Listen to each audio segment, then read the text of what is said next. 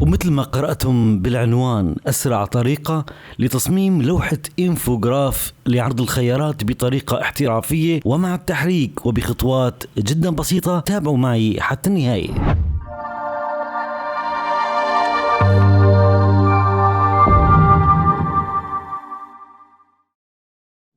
السلام عليكم ورحمة الله وبركاته. كيف الحال يا أصدقاء؟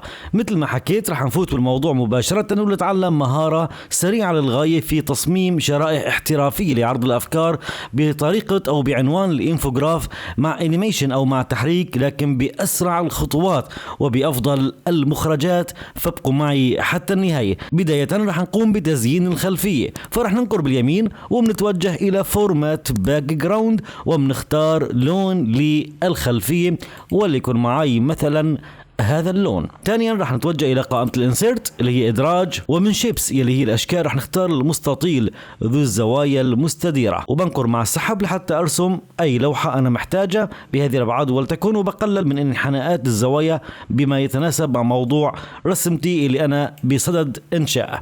رح نختار الشكل بدون حواف للشكل وبنختار تعبئة باللون الأبيض. اختار منها كنترول زائد دي تكرار، وخليني أغير فقط التعبئة إلى لون آخر وليكن معي مثلا يا أصدقائي هذا اللون. بطبق الشكلين فوق بعضهم البعض ونبدأ في التركاية المهمة بهذا اللقاء. رح نتوجه الآن إلى انسيرت اللي هي إدراج، ومن شيبس اللي هي أشكال نختار شكل بيضاوي. خلني أرسم شكل بيضاوي معي بهذا المكان، بختار له بدون خط الرسم وخلينا نجعله شفاف بعض الشيء لحتى يساعدني على موضوع رسمتي بالضبط. نوسعه على هذا النطاق وليكن معي مثلا بهذا الشكل. بختار منه كنترول زائد دي يعني نسخة ثانية أو نسخة مكررة. راح نوسع شوي. بإمكانك تنقر باليمين نختار edit points أو تحرير النقاط وتعدل على الانحناءات بالأعلم لحتى تحصل على الشكل اللي انت محتاجه من انحناء، سواء كان لليمين او كان لليسار. الان باختصار يا اصدقائي راح احدد الشكل الاول، هذا شكل اصفر، اضغط مفتاح الكنترول او الشيفت وبحدد الشكل البيضاوي الاول ومن ثم الشكل البيضاوي الثاني. ومن قائمة تنسيق الشكل او تنسيق الاشكال ومن دمج الاشكال بنختار طرح. شو بنختار؟ طرح لحتى يبقى معي الان فقط هاي الكتلة باختصار. الآن راح أنقر باليمين وبتوجه إلى تنسيق الشكل، أو إذا كان البنة الخاصة بتنسيق الأشكال موجودة نختار gradient fill أي تعبئة متدرجة وراح نختار لونين. طيب اللون الأول خلينا نختاره وليكن عندي على سبيل المثال هذا اللون وليكن تمام، واللون الثاني بختاره لون نفس العائلة اللونية يعني هو أزرق لكن غامق. بتأكد انه النوع هو لاينر تمام، وبجي بختار الاتجاه يمين ويسار على مبدئي الظل والإضاءة. الشكل البيضاوي الأول بحدده لحاله وبتوجه إلى التأثيرات وعندي شيء اسمه الانعكاس وبجي بختار أحد أشكال الانعكاس. طبعا هذه الخيارات فيك تتحكم فيها.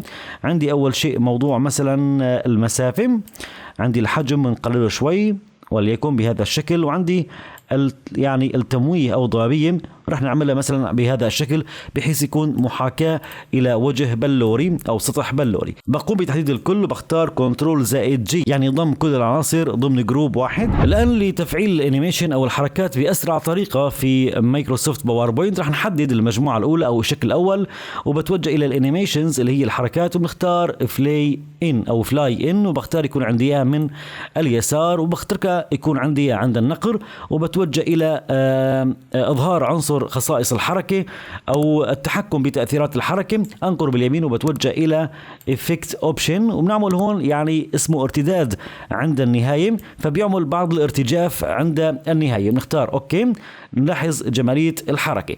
طيب برجع بحدد الشكل وبعمل دبل كليك على ناسخ الحركة، بنقر على الشكل رقم 2 وبننقر على الشكل رقم 3 وبننقر على الشكل رقم 4 وبنعطي مفتاح سكيب وبنشغل العرض وأصبح العرض جاهز للتقديم بأفضل طريقة لتصميم عروض الإنفوغراف بشكل جدا جميل ورائع للغاية. أتمنى إن شاء الله أكون قدمت لحضراتكم شيء جميل والنافع واللائق فيكم، فلا تنسوني من الدعم تكرما وألقاكم على خير والسلام عليكم ورحمة الله وبركاته.